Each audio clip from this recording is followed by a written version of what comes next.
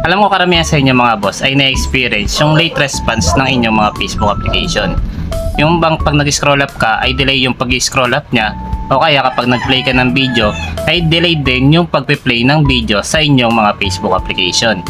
Ngayon, kung ganito rin po yung problema ninyo mga boss, ay meron po ako sa inyo ituturo na paraan para kahit paano po ay masolusyonan yung ganitong problema. And for disclaimer lang mga boss, ito pong ituturo ko po sa inyo na tricks ay para lamang po sa mga hindi pa po nakakaalam kung ano yung pwede nilang gawin sa ganyang problema. At itong ituturo ko po sa inyo mga boss ay pwede nyo rin pong gawin sa ibang phone application dyan sa inyong mga Android phone. At kung gusto mo nang malaman kung ano yun, panoorin mo to at sana po ay makatulong sa inyo. Ang kailangan mo lang gawin mga boss ay pumunta lang po sa app info ng inyong mga Facebook application. So para gawin yon, ilong press nyo lang po yung inyong mga Facebook application at pagkatapos dito po ay may kita nyo na po yung app info. Pinutin nyo lang po yan. Ngayon mga boss, kapag nandito na kayo sa app info, ang sunod nyo naman pong hanapin dito ay ito pong storage usage.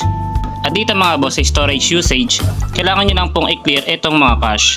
Dahil itong mga cache ay stored data lang po or mga history na ginawa natin dito sa ating mga Facebook application.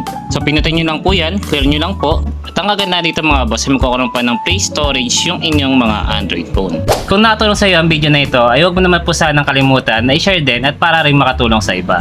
Dahil baka yan din ang problema nila. Yun lang mga boss, maraming salamat sa inyong panonood.